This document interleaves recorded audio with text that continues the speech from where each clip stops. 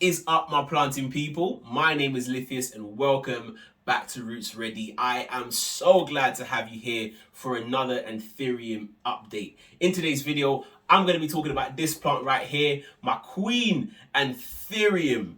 Ooh, I have produced two other videos in the series for you guys talking about how to acclimate this plant 1 day, 1 week, and 1 month after you've received it, especially if it's from a long haul travel like I did. I got this plant from Poland. So there's much to update you guys on 5 months into the journey. So stay tuned for more.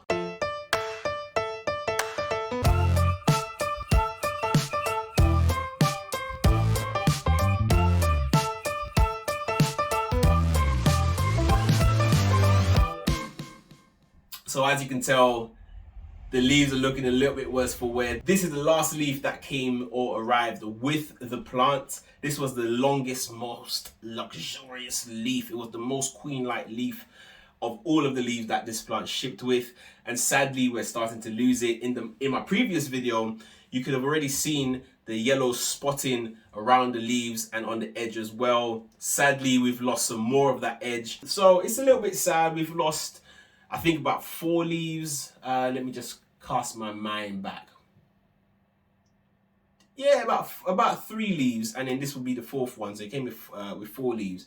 So we haven't done too bad, I guess. And I'm quite happy with it because ba-boom, ba-bang, 2 new leaves to add to the collection. In my previous video, you would have seen this one as just a little baby, as just a princess. And now it's a queen. It's fully hardened off. This is it. It looks absolutely gorgeous, absolutely immaculate, just fantastic. This is what I was looking for. It's a little bit of cosmetic damage just here. I'm not sure if this is water or where I've touched it. And then we've got this one, which is more recent. This was only hardened off in the last month or so. Oh, and it's got a little bit of a hole in it. And a little bit of cosmetic damage over here. And that's mainly my fault because I'm a bit of a plant petter. Yeah, I do that and I need to stop. But you can see there is some growth, there is some development. It is a bit longer than the previous. So let's just hope, fingers crossed, that this plant is going to be all A-okay and is going to do fine. Now it's got its new home right here behind me in this makeshift grow tent that I made. Go ahead and watch that video over here on how to make this affordably under £100. I definitely recommend it. It's been doing fantastic. So aside from just the leaves and how many that it's put out, 2 for me in the 5 months or so that I've had this plant, which isn't too bad. I'm quite happy with that pace of growth, especially now that we're in the winter. I do expect it to slow down. This plant, aside from that, has been putting out amazing roots. It's been doing really well. And if I had to choose between leaves and roots, especially for a plant like this, a rare one, I would always choose the roots, because once that is strong and once that is healthy, you've got a healthy plant and the leaves will come. And I'll show you guys. Let me move some of this moss to the side so you can see. I covered it up just before this video, but we've got some roots poking their head out. There's one here, there's a couple growing over the top soil. There was another one, can you see it? There was 3 in total.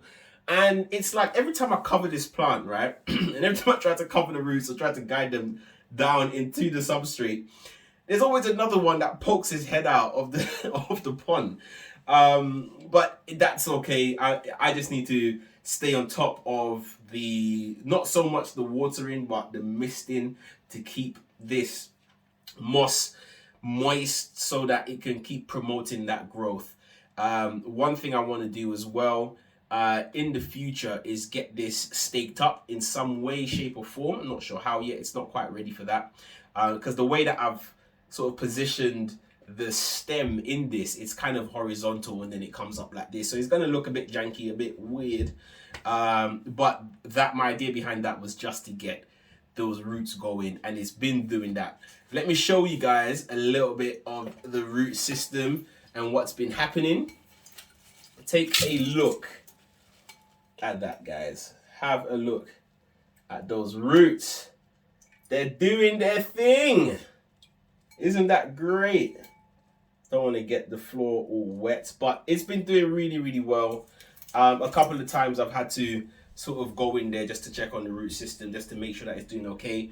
I don't recommend that, but I'm a bit of a warrior when it comes to these plants because I really want it to do well, and it has been doing that for me. My next sort of goal and my milestone for this plant is to get another leaf out of it, and I think if I look into the shadows, what am I doing? When I look into the shadows and I hold it up, I can see the silhouette of a new leaf forming right under the cataphyll. So hopefully in the next couple of weeks, I will have another leaf to show you. Hopefully it will be here in time for Christmas. So wish me luck, guys. I'm going to keep my fingers and everything else crossed. But yeah, guys, this is it. In terms of the lighting, I've tried to keep that consistent. So during the summer, it had really good lighting, although I did try to keep it a little bit shaded because you can see this leaf was really kind of lime green, and I wanted those darker leaves. So I tried to pull it away from my window just a little bit. It was shaded by some other plants that I have growing on the shelf over there. And it did just fine. It did produce the darker leaves with the lighter venation that I was after. And yeah, even this one, although it's a little bit messed up, I still love it. I'm going to stop saying that it's messed up. It's beautiful. I really do like it. It makes it look weathered, makes it look natural, like it's straight out the jungle. Yeah, although I did that, currently it's in my greenhouse and it's sitting in this pot on these legs over here. Let me assemble. Avengers, assemble. There we go. So it's sitting on this. So it's a little bit elevated, and the reason for that is because of those long pendant like leaves. So it's a little bit closer to the light. So the next couple of leaves, or the one that's going to come out, definitely might be a little bit more lime green, but that's the price you pay to keep your plant happy during the winter. But yeah, I'm really happy with it. It's coming along really, really well. In terms of the leaves, as I mentioned before, they did fall off. I think one of them actually cut off because it just started to look so raggedy and worse for wear that I just thought, you know what, it's time for you to go. So I did that. I chopped it off. And yeah, I just sort of left it here, and it's doing really, really well. So I'm really happy with it. It's still going strong. Yeah, and I think this new setup that I have over here is really helping it to maintain that trajectory during and throughout the winter. So wish me luck, guys. That was an update on my Queen Anthurium over here, guys.